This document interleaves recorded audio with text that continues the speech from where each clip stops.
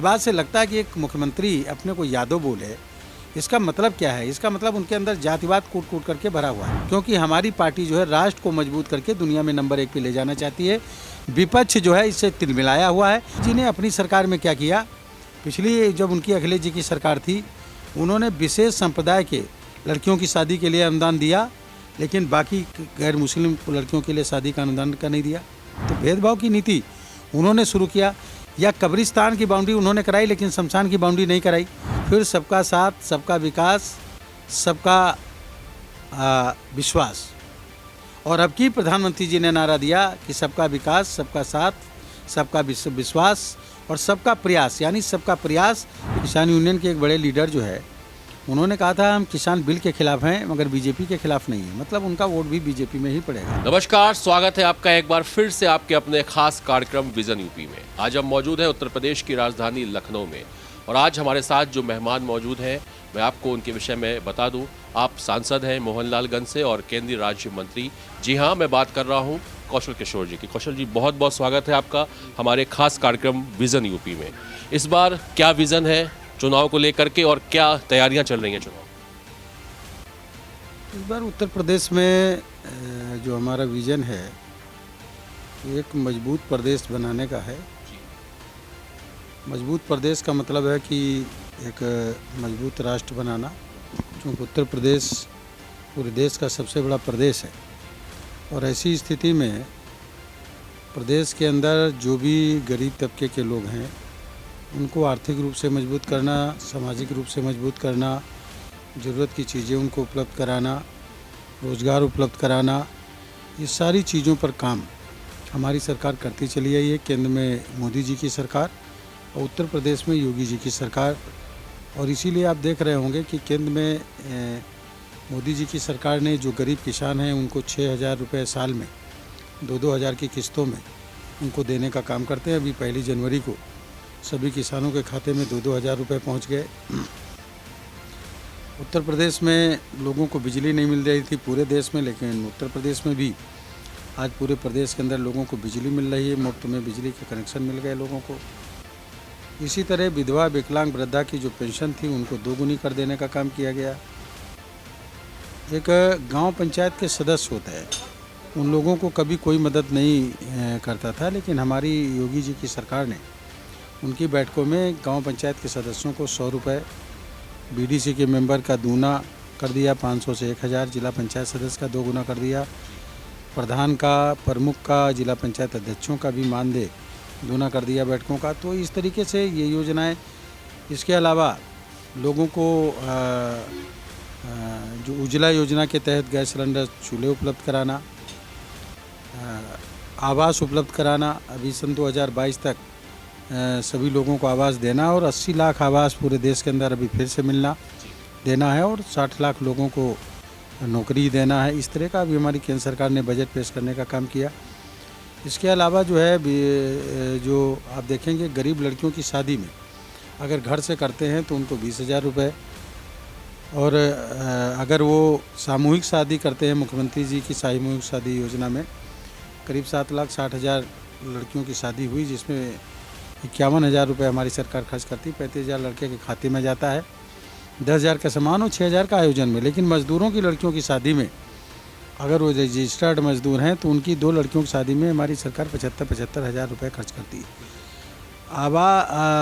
आवास की योजना के तहत सन 2022 तक के सभी लोगों को जिनके घर कच्चे हैं उनको आवास मिल जाना है। इसके अलावा करीब 50 करोड़ जनता को पूरे देश में मुफ्त में इलाज मिल रहा है। हमारे उत्तर प्रदेश में वही गरीब तबके के लोग जो है, चाहे इसमें सबसे ज़्यादा संख्या शेड्यूल कास्ट के लोग हैं, फिर बैकवर्ड कास्ट के लोग हैं, फिर अपर कास्ट के जो है गरीब तबके के लोग हैं, और अल्पसंख्यक समाज के लोग, गरीब लोग, इन सारे लोगों को इसका लाभ मिल रहा, फ़ायदा मिल रहा है। अभी कोरोना पीरियड में सबका मुफ्त में इलाज करना, लोगों को राशन उपलब्ध कराना। और इस समय हमारी उत्तर प्रदेश की सरकार जो है, उत्तर प्रदेश के जो निवासी 80% लोग हैं उनको केंद्र सरकार के द्वारा 5 किलो और प्रदेश सरकार के द्वारा 5 किलो राशन प्रति यूनिट पर, यानी 10 किलो प्रति यूनिट पे राशन हमारी सरकार मुफ्त में दे रही है। 1 किलो उनको दाल दे रही है, 1 किलो तेल दे रही है और 1 किलो नमक भी मुफ्त में देने का काम कर रही है। तो कोई भूखा ना रहे और पूरी तरीके से जब भूखा रहता है तो आदमी तिलमिलाता है, बच्चे तिलमिलाते हैं, मन भटकता है। तो आर्थिक रूप से यानी घर भी हो, पीने की पानी की व्यवस्था भी हो, उसमें चूल्हा हो जो जलता हो, उसमें बल्ब हो जो वो भी चलता हो, तो ये सारी सुविधाएं देने का काम हमारी सरकार कर रही है। और हम इस राष्ट्र को, प्रदेश को मजबूत करना चाहते हैं, ये विज़न है। क्योंकि हमारा विज़न है हिंदुस्तान को दुनिया में नंबर 1 पे ले जाना, फिर से विश्व गुरु बनाना। इस बात को लेकर के राष्ट्रवाद के तहत, मेक इन इंडिया के तहत भारत को बनाने के लिए, आत्मनिर्भर भारत बनाने के लिए उत्तर प्रदेश में एक विज़न फिर से लेकर के आए हैं कि फिर से हमारी बीजेपी की सरकार बनेगी, योगी जी मुख्यमंत्री बनेंगे। तो जो चीज़ें हैं उनको हम पूरा करने का काम करेंगे, क्योंकि इसके पहले की जो सरकारें रही उन लोगों ने काम नहीं किया। 45 लाख आवास 5 साल में हमारे योगी जी की सरकार ने दिया, लेकिन इसके पहले सपा की सरकार थी, अखिलेश जी मुख्यमंत्री थे, उन्होंने मात्र 18,000 आवास पूरे उत्तर प्रदेश में दिए। बाकी कब्रिस्तान की बाउंड्री खिंचवाते रहे, मुर्दा लोगों के लिए काम किए, कब्रिस्तान में हैंड पाइप लगवाए, लेकिन बाकी लोगों के लिए ना आवास दिए, ना पीने के पानी की व्यवस्था की। बिल्कुल सांसद जी, बिल्कुल निश्चित तौर पे आपने बहुत सी विकास योजनाएं बताई और कहीं ना कहीं जनता को इसमें इसका प्रभाव भी है और मैसेज भी जा रहा है। लेकिन बात अगर उत्तर प्रदेश चुनाव की जब आती है तो ये चर्चा उत्तर प्रदेश में ही नहीं बल्कि उत्तर प्रदेश के बाहर भी होती है कि यूपी में चुनाव अगर आए और हिंदू मुस्लिम ना हो, जातियों की बात ना हो, तो लोगों को लगता है कि चुनाव अधूरा है। आप कैसे देखते हैं इसको, और क्या विकास और बेरोजगारी जो चल रही है, जो युवा कहीं ना कहीं पढ़े लिखे युवा आज एक तरह से अगर देखा जाए तो मजबूर हैं। अब वो कोरोना काल उसका एक कारण हो सकता है, कई उसकी वजह हो सकती है, लेकिन आपका अपना उसमें व्यक्तिगत मानना क्या है? ये प्रधानमंत्री जी ने जब पार्लियामेंट में बोला था कि हम चाहते हैं कि सन 2022 तक अंतिम व्यक्ति के पास उसका आवास हो, उसमें चूल्हा हो जो सुबह शाम जलता हो। चूल्हा तभी जलेगा जब रोजगार होगा, और बल्ब हो जो 24 घंटे जलता हो यानी बिजली देने की बात, और नल हो जो पानी देता हो, यानी रोटी कपड़ा मकान सारी चीज़ें देने की बात की। और उसको विजन को पूरा करने का काम किया, प्रयास किया और पूरी तरीके से कर भी रहे। प्रधानमंत्री जी ने 50,000 तक के प्रधानमंत्री मुद्रा शिशु योजना लागू की, बगैर गारंटी का लोन। 50,000 से 10 लाख रुपए तक बगैर गारंटी का लोन, उसके लिए आप रोज़गार कर सकते हैं।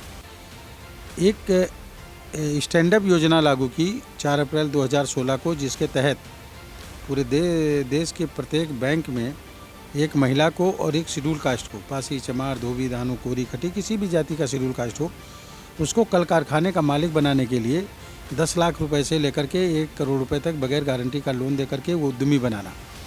पूरे देश के अंदर लगभग 1,36,000 बैंक की ब्रांचें हैं, यानी 1,36,000 महिलाएँ, 1,36,000 शेड्यूल कास्ट को, यानी करीब 2,72,000 लोगों को उद्यमी बनाना, जिसका जो सन 2023 तक अभी टाइम बढ़ा दिया है। अगर वो लोग कल कारखाने के मालिक बनेंगे, उद्यमी बनेंगे, 10 लोगों को, अपने समाज के ही लोगों को अगर रोज़गार लगाएंगे, तभी करीब जो है 27 लाख लोगों को रोज़गार उसमें मिल जाएगा। तो इस तरह हमारी सरकार जो है लगातार इस पर काम कर रही है, और ये विज़न के तहत हमारी सरकार काम करने का काम भी कर रही है। उत्तर प्रदेश के अंदर जो जातिवाद की बातें फैलाते वो विपक्ष फैलाता है, वो विपक्ष फैलाता है। जैसे अखिलेश यादव जी ने अभी एक इंटरव्यू में एक एंकर से कहने लगे कि मैं वो जो ईमानदार टांट कर रहे थे कि ईमानदार पत्रकार हैं, उनकी मैं सूची बना रहा हूँ, उसमें आपका भी नाम है। तो 2-3 बार बोला तो एंकर थोड़ा सा उनसे भिड़ गई और सवाल पे सवाल कर दिए, तो वो जवाब नहीं दे पाए कि मैं समाजवादी हूँ, ये नहीं बोल पाए, मैं पिछड़ा हूँ, ये नहीं बोल पाए। वो कहने लगे मैं यादव हूँ। इस बात से लगता है कि एक मुख्यमंत्री अपने को यादव बोले, इसका मतलब क्या है? इसका मतलब उनके अंदर जातिवाद कूट कूट करके भरा हुआ है। हमारी पार्टी इस तरह का बात नहीं करती। हमारी पार्टी ये सही है कि समाज में जातिवाद व्याप्त है, जाति आधारित हमारे यहाँ अनुसूचित जाति मोर्चे के भी संगठन है, पिछड़े वर्ग के संगठन है, अल्पसंख्यक वर्ग के संगठन है, महिला मोर्चे के हैं, नौजवान मोर्चे के हैं, किसान मोर्चे के हैं। इस तरह के हमारे यहाँ अनुसांगिक संगठन हैं, लेकिन उनके जो हक और अधिकार है वो देते हैं। उनको जो है उनका प्रतिशत निर्धारित है, और उस प्रतिशत के आधार पर वो संगठन में भी उनको भागीदारी देने का काम किया जाता है। और इसके लिए हमारी सरकार ने जो योजनाएं लागू की, वो योजनाएं पर्टिकुलर कास्ट के लिए नहीं लागू की। अखिलेश जी ने अपनी सरकार में क्या किया, पिछली जब उनकी अखिलेश जी की सरकार थी, उन्होंने विशेष संप्रदाय के लड़कियों की शादी के लिए अनुदान दिया, लेकिन बाकी गैर मुस्लिम लड़कियों के लिए शादी का अनुदान का नहीं दिया। पिछड़े वर्ग और दलित वर्ग के या अपर कास्ट के गरीब तबके के लोगों को पढ़ने के बच्चे और बच्चियों के लड़के और लड़कियों के लिए उन्होंने स्कॉलर नहीं दिया, केवल मुस्लिम समाज के लड़के और लड़कियों को पढ़ने के लिए स्कॉलर देने का काम किया। तो भेदभाव की नीति उन्होंने शुरू किया, या कब्रिस्तान की बाउंड्री उन्होंने कराई लेकिन शमशान की बाउंड्री नहीं कराई। तो भेदभाव, जातिवादी या संप्रदायवादी नीति को उन्होंने लागू करने का काम किया। यहाँ तक कि वो अपने समाज के लोगों को भी जो पिछड़े वर्ग में आते उनको भी स्कॉलर देने का काम नहीं किया, और इसलिए बहुत बुरी तरीके से हारे। आज भी वो जातिवाद फैलाने का काम करते हैं। लेकिन हमारा जो सरकार है, हमारी केंद्र में हो या प्रदेश में सरकार हो, वो हमारी पार्टी का नारा है कि सेवा ही संगठन है। उस सेवा के तहत हम संगठन को सेवा के तहत ले जाते हैं, सेवा करते हैं लोगों की, और सेवा संगठन के माध्यम से लोगों की करा करके हम लोगों को ये देते हैं कि सबका साथ सबका विकास, फिर सबका साथ सबका विकास, सबका विश्वास। और अब की प्रधानमंत्री जी ने नारा दिया कि सबका विकास, सबका साथ, सबका विश्वास और सबका प्रयास, यानी सबका प्रयास इस देश को मजबूत बनाने के लिए, आत्मनिर्भर भारत बनाने के लिए मेक इन इंडिया के तहत हम सभी वर्ग, सभी धर्म के लोगों को लेकर चल रहे हैं। अभी जो योजनाएं लागू की हैं, चाहे वो बिजली देना हो, चाहे मुफ्त में राशन देना हो, चाहे विधवा विकलांग वृद्धा को पेंशन हो, चाहे लोगों को आवास देना हो, शौचालय देना हो, या किसान निधि सम्मान देना हो, जो भी गैस सिलेंडर चूल्हा देना हो, जो भी दिया वो जाति और धन पर आधारित नहीं, गरीबी के आधार पर जो पात्र थे उनको देने का काम किया। चाहे वो शेड्यूल कास्ट के हों, चाहे अपर कास्ट के हों, चाहे बैकवर्ड कास्ट के हों, चाहे हिंदू हों, चाहे मुस्लिम हों, चाहे सिख हों, चाहे ईसाई हों, किसी भी उसके लोग हों। क्योंकि हमारी पार्टी जो है राष्ट्र को मजबूत करके दुनिया में नंबर 1 पे ले जाना चाहती है। विपक्ष जो है इससे तिलमिलाया हुआ है, इसलिए वो जातिवादी हमले करता है और जातिवाद का विभेद पैदा करके लोगों को बांटने का प्रयास कहीं ना कहीं भ्रमित करते हैं। आपने बिल्कुल सही कहा। और एक चीज़ और देखी जा रही है, जैसे कि अब आपने पत्रकारिता की बात करी, चौथा स्तंभ है देश का। ये जो सोच, ये जो भावना, अब चाहे वो विपक्ष की तरफ हो, कुछ लोग ये भी कहते हैं कि गोदी मीडिया का भी लोगों ने नाम रख दिया। अब अखिलेश जी जो है ईमानदार पत्रकार बता करके कहीं ना कहीं भ्रमित कर रहे हैं। तो जो आम जनमानस है वो तो टीवी देख के और न्यूज़पेपर देख के, आज भी अगर पेपर में कुछ छप जाता है या टीवी पे लोग देख लेते हैं तो वहीं से उसका विश्वास जागृत होता है, कहता हाँ यही सच हुआ है। ऐसे माहौल में जब जनता का इतना विश्वास है तो ये जो स्थितियाँ पैदा हो रही हैं, ये भ्रम नहीं कहीं ना कहीं पैदा करती हैं, आपको लगता है? देखिए, भ्रम विपक्ष पैदा करने का प्रयास करता है, लेकिन मैं मीडिया को धन्यवाद देता हूं कि वो सही बात को जनता के सामने रखने का पूरा प्रयास करते हैं और जनता को सही बात बताने का काम करते हैं। इसमें वो पार्टी का पक्ष नहीं लेते, जनता के बीच में असलियत ले जाने का काम करते हैं। इसके लिए मैं मीडिया का बहुत बहुत आभार व्यक्त करता हूँ, धन्यवाद देता हूँ। मीडिया सवाल भी करती है कि ये बना है, ये मिला है, ये मिल रहा है। विपक्ष कहता कुछ नहीं हुआ। अगर विपक्ष जब ये कहता कुछ नहीं हुआ, इसका मतलब वो ज़मीन से जुड़े हुए नहीं है। इसका मतलब ज़मीन पे जो काम हो रहा है उसको उन्होंने देखने का प्रयास नहीं किया। कभी कभी कहते हैं कि हमने वो काम शुरू किया था, फीता भी जो है वर्तमान सरकार काट रही है। अगर आपने काम किया है, इसका मतलब वो कौन सा काम आपने किया जो फीता हमारी सरकार कर रही 5 साल में? हमने काम किया भाई। आपने जो है हमारी सरकार जो है कब्रिस्तान की बाउंड्री का फीता काटने नहीं गई, आपने काटे होंगे, हमारी सरकार नहीं गई, क्योंकि हमारी सरकार जिंदा लोगों के लिए काम करती है, मुर्दा लोगों के लिए काम नहीं करती। तो ये विपक्ष भ्रम पैदा करने का काम करता है और मीडिया का एक बड़ा रोल है। मैं कहना चाहता हूँ कि 1945 में जापान के हिरोशिमा और नागासाकी जो शहर थे, जो औद्योगिक शहर में वो अमेरिका ने बम डाले थे और जिससे वो औद्योगिक शहर नष्ट हुए, तो पूरा जापान उसे पूरी तरीके से बिखर गया। लेकिन उन्होंने नारा दिया मेक इन जापान। वहाँ की सरकार, वहाँ की ब्यूरोक्रेसी, वहाँ की जो है न्यायपालिका और वहाँ की जनता और वहाँ की जो है मीडिया, सब एकजुट हुए मेक इन जापान, जापान को बनाना के खड़ा करना। और आज दुनिया में जो है टेक्नोलॉजी के क्षेत्र में नंबर 1 पे जापान हो गया। हमसे 2 साल पहले दोस्त हुआ जापान। 2 साल बाद क्रांति हुई चीन में। वहाँ पर भी मीडिया, जनता, ब्यूरोक्रेसी और सरकार एकजुट हुए कि चाइना को बनाना है, आत्मनिर्भर बनाना है। आज चाइना दुनिया की तीसरी ताकत बन गया। अगर 1947 में हमारा जब देश आज़ाद हुआ था, उस समय अगर हमारी सरकार ने नारा दिया होता मेक इन इंडिया का, आत्मनिर्भर भारत का, तो उस समय हमारे मीडिया के लोग भी यही चाहते थे, जनता भी यही चाहती थी, लेकिन सरकार नहीं चाहती थी उस समय की, ब्यूरोक्रेसी भी यही चाहती थी। और उस समय ये सब लोग एकजुट होकर के अगर सरकार ने एकजुट किया होता तो आज दुनिया में हिंदुस्तान दुनिया में नंबर 1 होता, विश्वगुरु होता। आज प्रधानमंत्री मोदी जी ने सन 2014 में आए, तब उन्होंने मेक इन इंडिया का नारा दिया, आत्मनिर्भर भारत का नारा दिया और इसको मीडिया ने पूरी तरीके से शुरू किया, पकड़ाया, लोगों के जनता तक पहुंचाने का काम किया। चाहे वो कौशल विकास योजना हो, चाहे किसानों की आय दूनी करनी हो, चाहे लोगों को सुरक्षा देना हो, चाहे कोविड के लिए वैक्सीन बनवाना हो और लोगों को इंजेक्शन लगवाना हो, लोगों को सारी सुविधाएं देने का काम करना हो, ये काम जो है मीडिया ने प्रचार प्रसार करके जनता तक पहुंचाने का काम किया। मैं मीडिया का धन्यवाद देता हूं और देश के निर्माण में, भारत के निर्माण में, आत्मनिर्भर भारत बनाने में, इन चीज़ों को, सरकार की योजनाओं को जनता तक पहुंचाने में मीडिया का बहुत बड़ा रोल है। और मीडिया के जो एक चौथा स्तंभ है वो अपना जो है रोल अदा करने का काम मीडिया कर रही है, इसलिए मैं आभार व्यक्त करता हूँ। कौशल जी, चुनाव की तैयारियां सभी प्रत्याशी, सभी पार्टी जो है पूरे जोर शोर से कर रही है। किसानों की बात जो है, मतलब कहीं ना कहीं देखा जा रहा है इसका प्रभाव यूपी की अगर बात करें तो पश्चिमी क्षेत्र में विपक्ष भी कह रहा है और कहीं ना कहीं ये चर्चा भी चल रही है कि भारतीय जनता पार्टी को जो किसानों की जो नाराज़गी है उसका चुनाव में कहीं ना कहीं उनको प्रभाव देखने को मिलेगा। मेरी समझ में बहुत कम शायद हो ऐसा, क्योंकि जो किसानों की डिमांड थी, वहाँ के जो प्रदर्शन करने वाले किसान थे सब नहीं, उसको मोदी जी ने पूरा किया। फिर उन्होंने कहा कि नहीं, वो जब पार्लियामेंट में पास हो जाएगा तब मानेंगे, तो पार्लियामेंट में भी वो पास हो गया। अब उसके बाद जो है आप देख रहे होंगे कि किसान यूनियन के एक बड़े लीडर जो है, उन्होंने कहा था हम किसान बिल के खिलाफ हैं मगर बीजेपी के खिलाफ नहीं है, मतलब उनका वोट भी बीजेपी में ही पड़ेगा।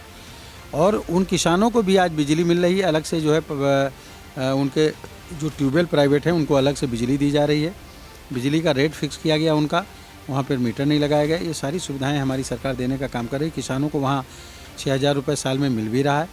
और जैविक खेती और प्राकृतिक खेती पर हमारी सरकार लगातार जोर दे रही है और उस पर खाद पर भी सब्सिडी देने का काम कर रही है। तो किसान पूरी तरीके से खुश है और पश्चिम क्षेत्र में भी हम बड़े पैमाने पर जीत करके आएंगे। पिछले बार से हम ज़्यादा सीटें आएंगे और ज़्यादा वोट भी मिलेगा। खास प्रभाव नहीं देगा, कोई खास प्रभाव नहीं दिख रहा है, क्योंकि इस बार वो तमाम तबका जो इधर उधर बढ़ जाता था। सन 2019 में आपने देखा होगा कि सपा और बसपा का एक बड़ा मजबूत गठबंधन था, तब हम 80 में 64 MP की सीटें जीत करके आए और अब वो दोनों अलग अलग लड़ रहे हैं। इसमें बसपा का भी वोट हमको मिलेगा और सपा का भी वोट हमको, जो ट्रेडिशनल वोट है जिसको सारी सुविधाएं मिल रही हैं, वो अखिलेश जी को न दे करके कमल का बटन दबाएगा और बीजेपी को जिताएगा। आखिरी 2 सवाल है कौशल जी, चूंकि कोरोना काल फिर चल रहा है और 2 इसके पहले लहर पूरा यूपी, पूरा देश देख चुका है, पूरा विश्व एक तरीके से देखा है। चुनाव का भागम भाग है, जनप्रतिनिधि भी बहुत प्रयास करते हैं कि मास्क लगा के चले, समर्थक कम संख्या में रहे, चुनाव आयोग की सारी बातें मानी जाए। लेकिन जब मैदान में जब जनप्रतिनिधि निकलते हैं, नेताजी निकलते हैं, तो समर्थक कहीं ना कहीं जोश की वजह से, या क्या कह सकते हैं कि खुशी में अपना वो होश खो देते हैं। क्या लगता है कि कोरोना से इस बार चुनाव में कुछ फर्क पड़ेगा? कोरोना से देखिए, हमारी सरकार ने पूरी तैयारी कर रखी है। अगर 0 से 6 महीने का बच्चा बीमार है तो निगरानी कमेटी एक बना रखी है, आशा बहु, आंगनबाड़ी वर्कर, एक सरकारी कर्मचारी, उनको मेडिकल किट योगी जी ने बांट रखी है कि अगर वो बीमार हो, बुखार हो, फ़ौरन उसको दवा, 6 महीने से 3 साल के बच्चे की अलग दवा, 3 साल से ऊपर के बच्चों की अलग दवा। तो पहले से पूरी तैयारी है और मैं समझ रहा हूँ कि जो लोग जा रहे हैं प्रचार प्रसार करने, अब तो 20 लोगों को जाने की छूट दे दी निर्वाचन आयोग ने और 1,000 लोगों तक की मीटिंग कर सकते हैं। इंडोर मीटिंग हम 500 तक लोग कर सकते हैं। तो इस तरीके से सोशल डिस्टेंस बना करके ये करते हैं। हाँ, ये सही है कि लोगों में जोश आता है, कभी नारे लगाते हैं और कभी नज़दीक भी आ जाते हैं, लेकिन मैं समझ रहा हूँ कि ये जो कोरोना आया है, ये माइल्ड कोरोना है, इसकी जो है इतनी ज़्यादा क्षमता नहीं है लोगों को प्रभावित करने के लिए। और चूँकि वैक्सीन हमारे उत्तर प्रदेश में ही नहीं, पूरे देश में कई बार लग चुकी है और 2-2 बार भी लग चुकी है। इस तरह 24 करोड़ की आबादी में 26 करोड़ से ज़्यादा लोगों ने वैक्सीन का उपयोग कर लिया है, कहीं डबल कर लिया है और कहीं जो है उस तरह से कर लिया है कि सिंगल कर लिया है। और 18 साल से ऊपर के 21 साल तक के बच्चों को भी वैक्सीन लग गई है, बड़े पैमाने पर लग गई है, करीब करीब कंप्लीट हो गया है। तो वैक्सीन लग जाने की वजह से भी इम्यूनिटी पावर बढ़ी है और कोरोना उतना असर नहीं कर पा रहा है। तो मैं समझ रहा हूँ कि जो सरकार की तैयारी है वो पूरी तरीके से इसके लिए ठीक है और कोरोना इससे फैल नहीं पाएगा और लोगों के अंदर इम्यूनिटी पावर भी है और सोशल डिस्टेंस भी बना करके रख रहे हैं। और मेरी अपील भी आपके चैनल के माध्यम से है कि प्रचार प्रसार में सोशल डिस्टेंस बना करके रखें और कोरोना से बच के रहें और मास्क लगा के रखें। ये ज़्यादा ध्यान दे करके इसका पालन करने की ज़रूरत है। आखिरी सवाल आम जनता के लिए, हमारे दर्शकों के लिए, कि चुनाव में देखा जाता है कि जो बड़े तबके के जो लोग होते हैं वो छुट्टी का दिन मान करके घर से निकलते ही नहीं है, वोट डालने नहीं जाते और कहीं ना कहीं इसका भी प्रभाव रिजल्ट में पड़ जाता है चुनाव के। क्या कहना चाहेंगे आप आम जनमानस से कि कोरोना काल से बचाव भी करें और मतदान जरूर करें? देखिए, कोरोना काल को लिया है संज्ञान लिया है निर्वाचन आयोग ने, इसलिए मतदान के लिए 1 घंटे का टाइम बढ़ा दिया। भले उसको 1 घंटे 2 घंटे खड़े होना पड़े, लाइन में लग करके वोट दें, लेकिन वोट दें, अपना मत ज़रूर दें। और अपना वोट जब जा कर के देंगे तो आपकी इच्छा के अनुसार जो सरकार बनेगी वो निश्चित तरीके से देश के डेवलपमेंट का निर्माण करेगी, विकास करेगी, डेवलपमेंट करेगी, आगे प्रदेश को मजबूत करेगी, राष्ट्र को मजबूत करने का काम करेगा। और अगर वोट देने नहीं जाएंगे तो कहीं ना कहीं उन लोगों का फ़ायदा हो जाएगा जो जातिवाद चलाते हैं, संप्रदायवाद के नाम पर वोट लेते हैं, उनका फ़ायदा होगा। और ईमानदार मेहनतकश लोग अगर निकल करके वोट देने का काम नहीं करेंगे तो उनका नुकसान होगा और आने वाले समय में गरीब आम आदमी को भी इसका नुकसान सहना पड़ेगा। इसलिए सभी लोगों से मेरी अपील है कि सब लोग निकल करके पहले मतदान फिर जलपान इस नारे के साथ निकलें और टाइम से पहले निकल करके लाइन लगाएं, 1 हाथ की दूरी बना करके, और अपना अपना वोट ज़रूर डालें। बगैर वोट डाले लौट करके घर ना आए, ये सबसे मेरी अपील है। बहुत बहुत धन्यवाद हमसे बातचीत करने के लिए। तो आप थे केंद्रीय राज्य मंत्री कौशल किशोर जी, जो बता रहे थे कि पूरी तैयारी है चुनावी मैदान में उतरने की और एक बार फिर से उत्तर प्रदेश में योगी जी की सरकार बनेगी। ये तो फिलहाल 10 मार्च को ही तय होगा, लेकिन मैं भी कौशल जी की बात को दोहराना चाहता हूँ आप सबके सामने कि मतदान जरूर करें, क्योंकि आम जनता को आगे आना होगा, सोया ख्वाब जगाना होगा। विकास तो खुद पर खुद होगा, बस सत्ता की गद्दी पर सकारात्मक सोच को लाना होगा। फिर मुलाकात होगी, तब तक के लिए नमस्कार।